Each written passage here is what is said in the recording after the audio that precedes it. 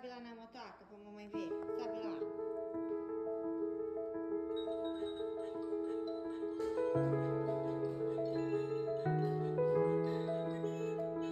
Sobe na motoca. Ah, cadê o Nenê? Cadê o Nenê? Boa noite, minhas amadas. Boa noite, minhas lindas. Mulheres, não adianta o quanto eu me dedique aqui com as imagens, coloração, iluminação. Na hora que eu coloco lá no YouTube, tudo muda. As cores mudam, eu fico branca, eu não sei o que tá acontecendo, mas sempre muda. Meu celular fica de um jeito, na hora que eu vou pro YouTube e coloco lá o vídeo no YouTube, a imagem fica completamente diferente, saibam disso. Ela sempre fica diferente do que está no meu celular. Não adianta eu me dedicar aqui. Não adianta, ó, pus luz, pus tudo, não adianta. Enfim, boa noite, minhas lindas, amadas de Deus, minhas irmãs. Hoje é sábado e eu passei o dia me dedicando à minha casa. Passei o dia limpando casa, organizando casa, e tira bagunça, e tira coisa que não usa mais. E meninas, eu comecei. Tem tanta coisa pra fazer. É brinquedo, é roupa das crianças, é roupa nossa. E eu acho tão prazeroso organizar, tirar o que não usa mais. Eu tenho uma coisa comigo que por mais que eu queira ter mais filhos, eu não gosto de guardar nada. Se não tá usando, eu tiro. Eu tiro porque eu tenho no meu coração de que sempre tem alguém imediatamente precisando. E daqui, que seja, faz de conta que eu vou ter bebê daqui 2 meses, né? Vou engravidar daqui 2 meses, vou engravidar. Até nascer tem um longo tempo e Deus vai prover. Eu tenho isso comigo. Por mais que tenha intenção, eu não guardo. Não guardo nada, porque na hora que eu precisar, Deus vai prover. Imediatamente tem pessoas precisando daquilo que você tem no seu armário. Imediatamente tem alguma criança precisando daquela blusa que não serve mais para o seu filho. Imediatamente. Agora tem uma criança que caberia perfeitamente aquela blusa. E eu sempre penso dessa forma. Eu não gosto de guardar nada, eu não gosto de vender nada, eu não gosto. Tenho isso comigo, eu gosto de doar, eu tenho prazer em doar, eu tenho prazer, eu acho que nessa atitude mesmo, assim. Gente, é prazeroso demais. É prazeroso demais você dar, assim, uma coisa boa pra alguém, assim, de coração aberto e saber que a pessoa vai gostar porque é algo bom que você tá dando pra ela. E eu tenho isso comigo, e então esses momentos, assim, que eu pego pra organizar a casa, eu acho prazeroso, porque, primeiro, eu prefiro ter pouco. Eu não sei vocês, mas eu tenho essa coisa de, eu prefiro que tudo que tem ali no meu armário, que seja pouquinho, mas tudo eu gosto de usar, tudo cabe em mim, tudo serve, as cores que eu gosto. Agora, ter tudo lotado, cheio de roupa, mas que eu não use, que eu não goste, sabe? E eu tô nesse dilema, eu tô numa transformação muito grande, tem coisas que eu não gosto mais, tem coisas que eu olho e falo, gente, faz pouco tempo que eu comprei, eu fico, não tá onde eu tava com a minha cabeça, não, nada a ver. Eu tô nessa coisa, sabe, gente? Eu tô muito... Deus tá me transformando, Deus tá me incomodando. Ai, não gosto de falar incomodar, gente. Qual palavra que eu uso? Deus está me modificando. Ele não incomoda ninguém, vocês sabem disso. Ele é maravilhoso, ele é maravilhoso. O jeito que ele mexe com a gente pra gente mudar de lugar, né? Incomodar é diferente, não é um incômodo, é prazeroso. Se é que vocês me entendem. Mas eu estou assim, querendo menos é mais, menos é mais. Estou numa pegada meio minimalista. Gosto de coisas práticas, práticas. Mas ao mesmo tempo eu quero parecer chique. Eu quero ser chique, mas eu gosto de coisa prática. Não quero parecer desleixada. Eu tô nesse dilema, que Deus trate de mim. Porque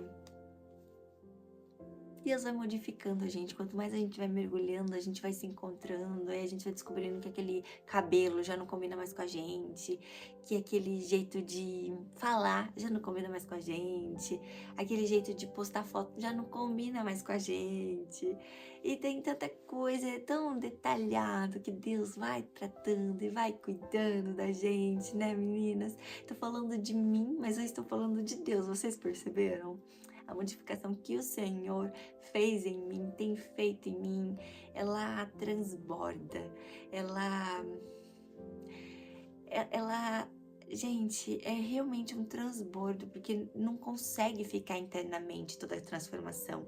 Vocês vão percebendo que quanto mais você mergulha no Senhor, é impossível ficar só em você. Você quer falar, você quer transbordar, você quer falar de Deus, você quer mostrar para as pessoas que você mudou, você quer. Quando você viu, já tá escorrendo, é impossível, é impossível. E aí tá todo mundo falando, nossa, ela é de Deus, nossa, como ela mudou, é impossível, tem que ser assim. Eu falei isso ontem, né?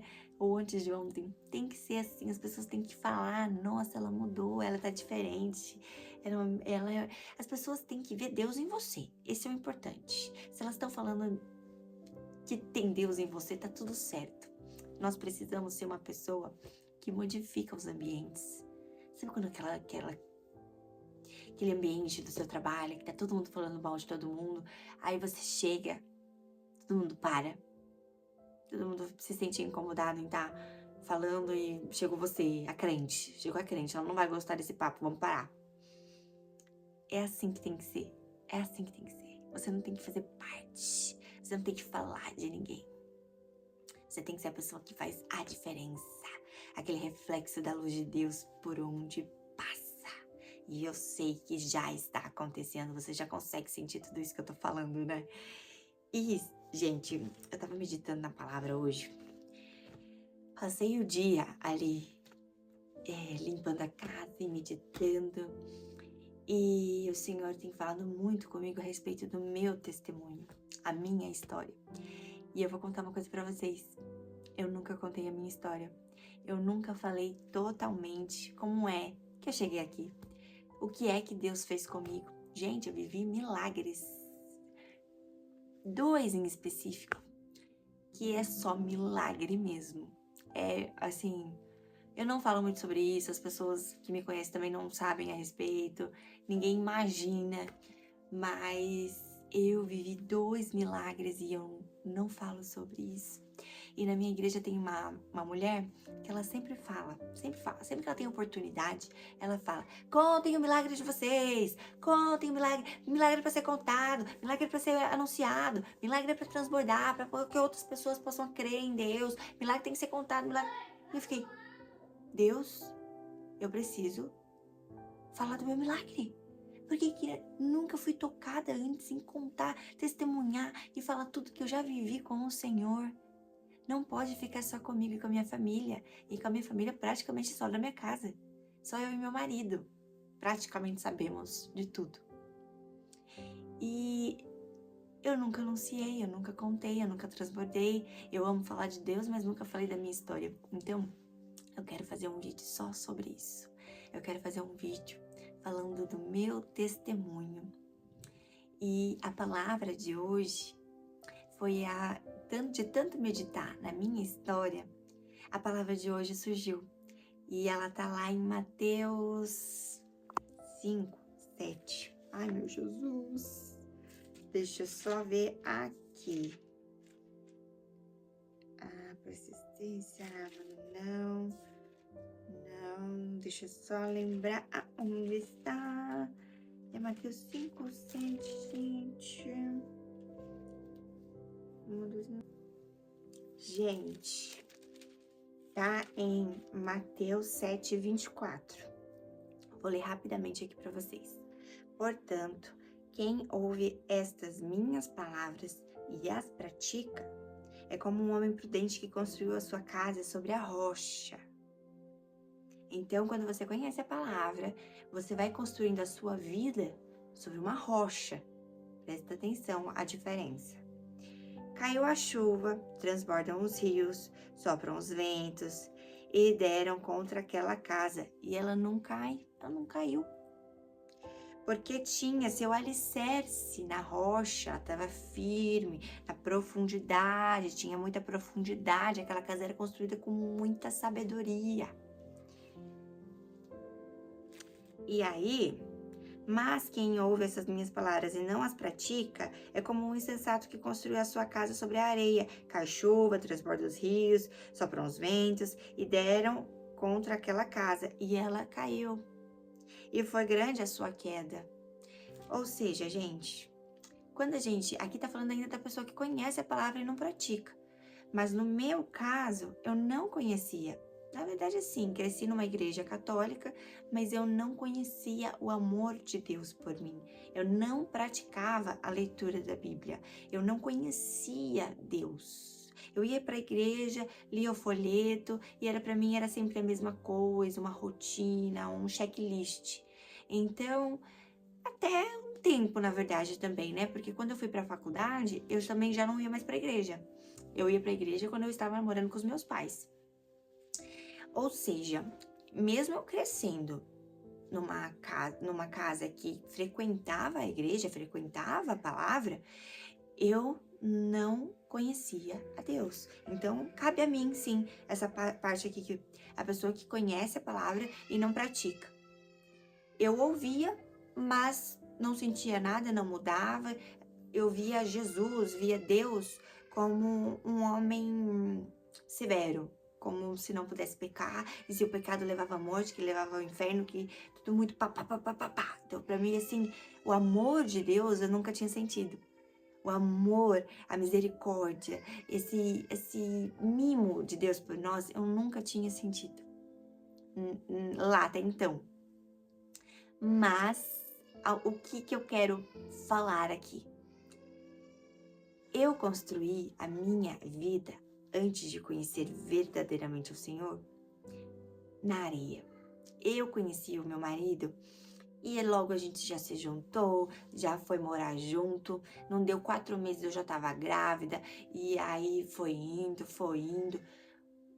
A gente se amava, sempre se amou. Mas mesmo assim, chegou um período da nossa vida que a tempestade chegou. Caiu a chuva, transbordou os rios e sopraram os ventos na minha vida. Aquele período aconteceu tudo isso. E a minha casa não suportou. Não suportou. Vieram muitos problemas, muitos, de todas as áreas possíveis que vocês pudessem imaginar. Tudo caiu assim, ó, em cima de nós. E eu não consegui lidar com aquilo. Eu não consegui. Eu era imatura. Eu tinha começado a construir a minha casa, a minha vida com o Rafael, meu marido, na areia. Então, quando o problema chegou na nossa casa, aquela família que a gente estava construindo, nós não suportamos. Nós não conseguimos lidar. E aí foi que desmoronou totalmente. E eu falei, eu quero ir embora daqui. Eu falei pra ele, eu quero ir embora. Eu vou voltar pra casa dos meus pais, que eu não tô conseguindo lidar com tanta pressão. Eu não tô conseguindo lidar, eu não tô conseguindo, me sinto espremida. E aí eu lembro que neste período, eu comecei a ouvir as orações, neste período de aflição, do pastor Antônio Júnior. Então todo dia eu escutava o Antônio Júnior, era novidade. Foi ali meu primeiro contato com Deus, ali foi ouvindo aquelas orações diariamente. E aí, um dia, eu senti tocada a ir embora. Eu falei, não dá mais, Senhor. Eu comecei a ler o contato, né? Comecei a orar, porque eu também não orava. E eu lembro que um dia eu falei, Deus, por que tá acontecendo tudo isso? Eu amo ter minha casa. Eu lembro que eu falava assim, eu amo ter meu lar, eu não queria voltar para casa dos meus pais, eu amo estar aqui neste lugar. Eu lembro, gente, tô vendo a imagem da sala da minha casa. Eu amo aqui, Senhor, mas eu não tô suportando mais, eu não tô conseguindo, eu tô me sentindo suja, parece que nada me faz feliz. e eu preciso voltar, eu não tô feliz, eu quero recomeçar. E aí eu lembro que Deus falou assim pra mim, foi uma resposta muito clara, muito, uma coisa muito diferente, talvez a primeira vez que eu ouvi claramente a voz de Deus. Ele disse assim, não fui eu que escolhi isso pra você. E aí eu fiquei, meu Deus, eu só tô vivendo isso porque Deus nunca escolheu. Ele quer que eu vá embora. Ele quer que eu vá embora. Eu vou embora. E aí eu fui embora. Decidi de um dia pro outro, assim, eu falei, vou embora. Fui pra casa da minha mãe. Aí depois eu vi as coisas de mudança e tudo mais, mas primeiro já imediatamente já fui e não voltei mais. Gente, foi muito difícil. Não precisava ter sido daquele jeito. Hoje eu vejo o sofrimento que eu causei indo embora. Como foi difícil. Mas Deus tratou.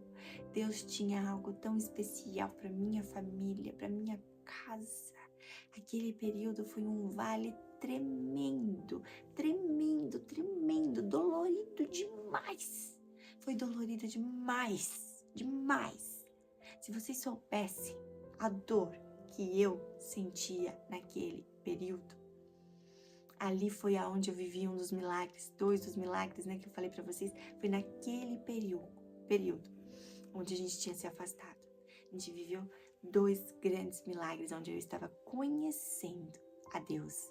E naquele período de grande vale foi onde eu conheci e me entreguei para Deus. Dentro de um quarto, eu entreguei a minha vida para Deus. Eu não estava em uma igreja, eu não estava em lugar nenhum. Dentro de um quarto, eu conheci a presença.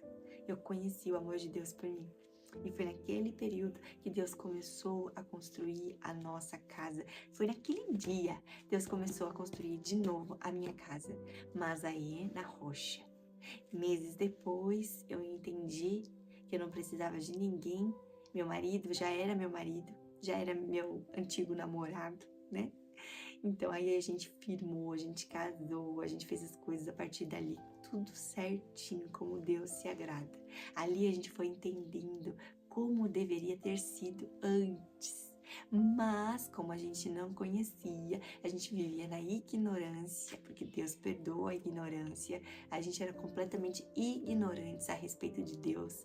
A gente começou a tratar tudo de forma correta, tudo de forma mais limpo possível. Tudo que estava fora do lugar, a gente tratava, tirava, limpava, ajeitava, conversava, porque a gente entendia o poder daquilo. Nós dois, queríamos estar juntos, queríamos construir nossa família. Nós queríamos que tudo desse certo. Então, os dois tinham essa vontade de fazer as coisas dar certo a partir dali, sabe? Estávamos dispostos a conhecer mais de Deus. Logo que eu me converti, meu marido ainda não era, né, convertido, ele ainda estava no mundo. E aí foi que um dia Deus me tocou e eu conversei com ele. Falei, quero tentar de novo e graças a Deus ele estava desimpedido, não tinha ninguém. E ele aceitou meu perdão, ele aceitou tentar de novo. Foi uma bênção de Deus. Logo eu levei ele para a igreja que eu estava frequentando. E aí, quando eu falei de Deus para ele imediatamente, ele falou, ela enlouqueceu. Ela enlouqueceu.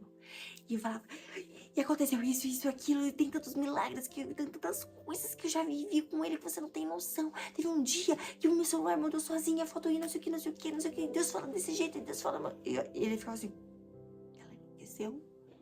ela enlouqueceu? Ela enlouqueceu. Eu lembro que ele me olhava com essa cara de, ela tá doida. Gente, o que aconteceu com ela? E aí ele foi para a igreja comigo. E eu acho que logo no primeiro dia ou segundo dia que ele foi, ele se quebrantou. Foi muito rápido. Ele sentiu a presença. Foi lindo demais. O dia que eu lembro que ele foi comigo e ele sentiu o que eu sentia. Ele voltou entendendo o que eu estava falando, me falando a minha língua. Nossa, ali eu senti a minha casa reacendendo. Isso é só um capítulo. É um capítulo da minha história que eu quero muito contar pra vocês. Eu quero falar tudo, eu quero entrar em detalhes com vocês. E é por isso que eu falei um pouquinho hoje. Falei sobre construir casa na areia, construir casa na rocha. Eu tive essa experiência na prática. E eu gostaria muito, mulheres, muito, de contar pra vocês a minha história, porque eu acho que, creio eu, que vai edificar a vida de vocês. Talvez vocês vão se sentir ali semelhantes em alguns capítulos da minha história. Talvez também tenha acontecido com você. Eu já tive uma presença muito escura na minha vida. Tive uma depressão muito forte. Eu não falava, não conversava. Eu não conseguia me comunicar. E não tinha terapia que me salvasse. E aí foi que eu conheci meu marido e tudo aconteceu. Deus foi tratando. Mas eu quero contar pra vocês, passo a passo, capítulo por capítulo, sem pressa, sabe? Mas eu quero saber se vocês têm interesse, né? Eu preciso saber se vocês têm interesse em conhecer esta história. Então, por isso eu peço para vocês colocarem aqui nos comentários se você tem vontade de ouvir o meu testemunho, porque foram coisas extraordinárias que Deus fez e tem feito por mim. Eu me sinto muito amada por Deus. E eu sei que eu não sou ninguém especial, longe disso. Eu não sou alguém querida que tô num lugar e você tá em outro e coisas desse tipo. Na verdade, eu tenho sede do Senhor. E é da gente. Quanto mais a gente tem de Deus, mais a gente busca. Então, se você buscar mais do que você vai ter mais de Deus. Então, quanto a gente busca, a gente vai sentindo esse amor, esse carinho de Deus por nós. E é por isso que eu te falo, minha irmã, busca intensamente que você vai se sentir amada. Você não vai precisar do amor do seu pai, da sua mãe, do seu marido, do seu filho. Você não vai precisar que ninguém fale, eu te amo. Porque esse amor você já sente. É um extra ouvir eu te amo de alguém que te ama de fato aqui nessa terra. Então, mulheres, é sobre isso. Eu espero que Deus tenha tocado no seu coração nesta noite, neste dia. E agora vamos ficar com a oração da nossa irmã Margarida. Senhor, meu Deus, meu Pai, Deus da sabedoria eterna, nós colocamos agora diante do Teu trono em espírito de reverência, clamor e total dependência. Somos mulheres em jejum, em guerra, mulheres que clamam pela Sua sabedoria, mulheres que querem ter mais de Ti, Pai. Mas também somos mulheres que escolheram Te ouvir no meio do barulho deste mundo. Assim como diz a Tua palavra em Provérbios 1, a sabedoria está clamando. E nós, Senhor, não queremos ser como aqueles que desprezam o Teu conselho. Não queremos ser como os que tampam os ouvidos à Tua voz. Hoje, Pai, Te pedimos, fala conosco no meio desse jejum. Fala no silêncio da madrugada. Fala quando as forças estiverem acabando. Fala quando a dor quiser nos calar, porque somos Tuas filhas e queremos sabedoria que vem do alto.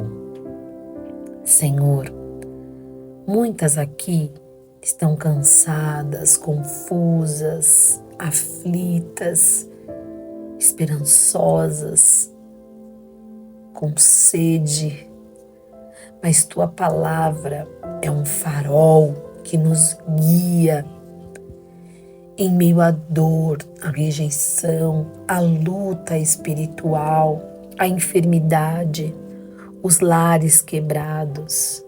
Levanta a Tua voz sobre nós, Pai, e dá-nos direção, discernimento e força para continuar. Não permita que sejamos mulheres insensatas, guiadas pelas emoções, mas sim mulheres cheias do Teu Espírito, que ouvem a Tua palavra e se firmam na rocha que é Cristo. Que este jejum de Daniel seja o altar onde queimamos o orgulho, a ansiedade, o medo, a incredulidade e em troca Tu nos enchas com sabedoria, coragem e autoridade espiritual. Senhor, transforma o sofrimento de cada mulher em unção. Transforma os gritos que ninguém ouve em testemunhos que impactarão gerações. Aquieta a alma da mulher que está à beira do colapso. Levanta aquela que já não consegue mais orar com palavras, mas cujas lágrimas estão sendo recolhidas por ti. Tu és sabedoria que chama e nós respondemos: eis-nos aqui, Senhor. Fala, que a tua serva ouve. Obrigada, Senhor. Obrigada por todo o seu cuidado. Obrigada por tudo que o Senhor está fazendo por nós, que o Senhor tem feito. Obrigada por até aqui ter nos ajudado, Pai. Pai, a Ti a honra, a Ti a glória e a Ti todo o louvor. É que nós Te agradecemos em nome de Jesus. Amém.